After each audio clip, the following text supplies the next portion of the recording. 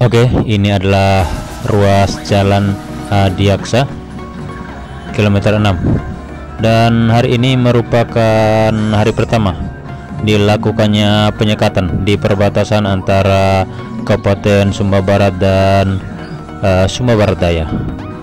Jadi pos penyekatan ini di perbatasan di kilo 6, letaknya dekat dengan lapas, dan ya ini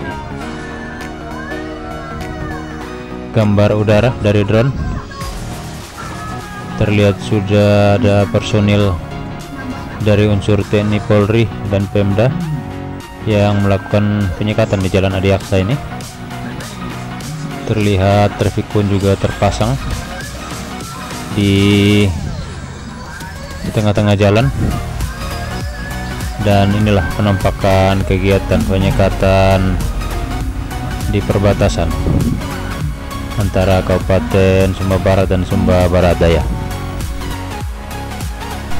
Penyekatan ini dilakukan guna untuk mencegah penyebaran angka COVID-19 di Kabupaten Sumba Barat, dan para pengendara baik roda 4 dan roda 2 yang melintas baik yang keluar maupun masuk ke wilayah Sumba Barat maupun ke Sumba Barat Daya akan diperiksa kelengkapan kartu vaksinasinya dan dicocokkan dengan KTP-nya.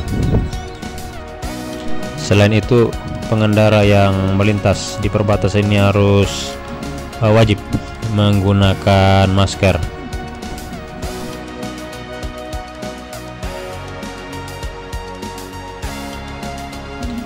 Selain di perbatasan Kabupaten Sumba Barat dan Sumba Barat Daya, penyekatan ini juga dilakukan di perbatasan antara Kabupaten Sumba Tengah dan Sumba Timur.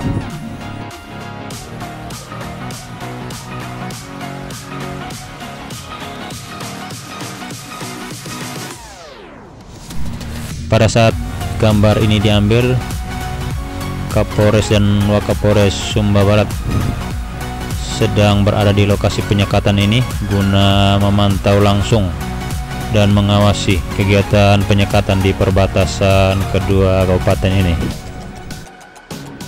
Ya, seperti yang kita ketahui, Kabupaten Sumba Barat ini masuk PPKM level 3.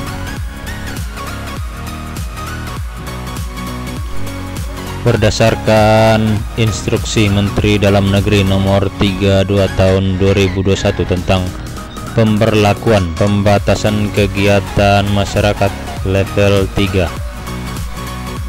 Pengaturan untuk wilayah yang ditetapkan dengan kriteria level 3 dilaksanakan dengan ketentuan sebagai berikut. Pelaksanaan pembelajaran di satuan pendidikan dapat dilakukan melalui pembelajaran tatap muka terbatas dan atau pembelajaran jarak jauh.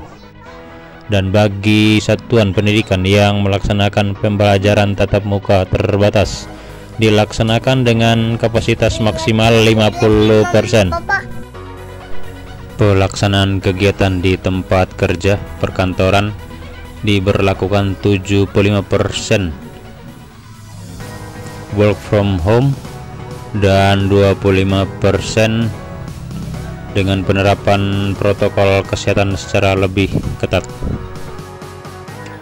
Pelaksanaan kegiatan pada sektor esensial seperti kesehatan, bahan pangan, makanan, minuman, energi, komunikasi dan teknologi informasi keuangan, perbankan, sistem pembayaran, pasar modal, logistik, perhotelan, konstruksi, industri strategis, pelayanan dasar, utilitas publik, proyek vital nasional dan industri yang ditetapkan sebagai objek vital nasional, serta objek tertentu, tempat yang menyediakan kebutuhan pokok masyarakat, pasar, toko swalayan, dan supermarket, baik yang berada pada lokasi tersendiri maupun yang berlokasi pada pusat perbelanjaan mal, tetap dapat beroperasi 100% dengan pengaturan jam operasional, kapasitas, dan penerapan protokol kesehatan secara lebih ketat.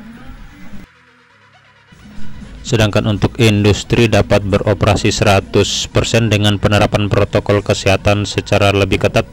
Namun apabila ditemukan klaster penyebaran COVID-19, maka industri bersangkutan ditutup selama 5 hari. Pasar tradisional, pedagang kaki lima, toko kelontong, dan lain-lainnya diizinkan buka dengan protokol kesehatan ketat, memakai masker, mencuci tangan, hand sanitizer, yang pengaturan teknisnya diatur oleh pemerintah daerah. Untuk warung makan, warteg, pedagang kaki lima, lapak jajanan, dan sejenisnya diizinkan buka dengan protokol kesehatan ketat, memakai masker, mencuci tangan, hand sanitizer, yang pengaturan teknisnya diatur oleh pemerintah daerah. Rumah makan dan kafe dengan skala kecil yang berada pada lokasi sendiri dapat melayani makan di tempat dengan kapasitas 50% dan menerima makan dibawa pulang atau delivery dengan penerapan protokol kesehatan secara lebih ketat. Dan restoran, rumah makan, kafe dengan skala sedang dan besar, baik yang berada pada lokasi tersendiri maupun yang berlokasi pada pusat perbelanjaan mal, hanya menerima delivery dan tidak menerima makan di tempat. Untuk tempat-tempat ibadah dapat mengadakan kegiatan peribadatan atau keagamaan berjemaah dengan pengaturan kapasitas maksimal 25% atau maksimal 50 orang dan mengoptimalkan pelaksanaan ibadah di rumah dengan memperhatikan pengaturan teknis dari Kementerian Agama. Untuk pelaksanaan kegiatan pada area publik, fasilitas umum, taman, tempat wisata ditutup untuk sementara waktu sampai dengan wilayah dimaksud dinyatakan aman berdasarkan penetapan pemerintah daerah setempat. Hal yang sama juga diterapkan pada kegiatan seni, budaya, dan sosial kemasyarakatan. Sedangkan untuk kegiatan olahraga, pertandingan olahraga diperbolehkan dengan tanpa penonton atau supporter dengan penerapan protokol kesehatan yang ketat. Sedangkan untuk kegiatan resepsi pernikahan dan hajatan kemasyarakatan paling banyak 25% dari kapasitas dan tidak ada hidangan makanan di tempat. Untuk transportasi umum diberlakukan dengan pengaturan kapasitas maksimal 70% dengan menerapkan protokol kesehatan secara lebih ketat. Pelaku perjalanan domestik yang menggunakan mobil pribadi, sepeda motor, dan transportasi umum jarak jauh harus menunjukkan kartu vaksin, minimal vaksinasi dosis pertama, tetap memakai masker dengan benar dan konsisten saat melaksanakan kegiatan di luar rumah, serta tidak diizinkan penggunaan face shield tanpa menggunakan masker.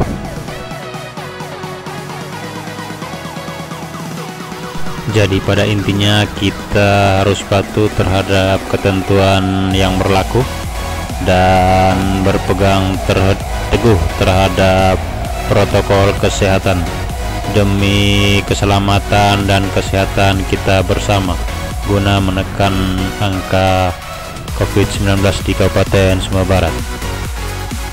Salam sehat untuk kita semua.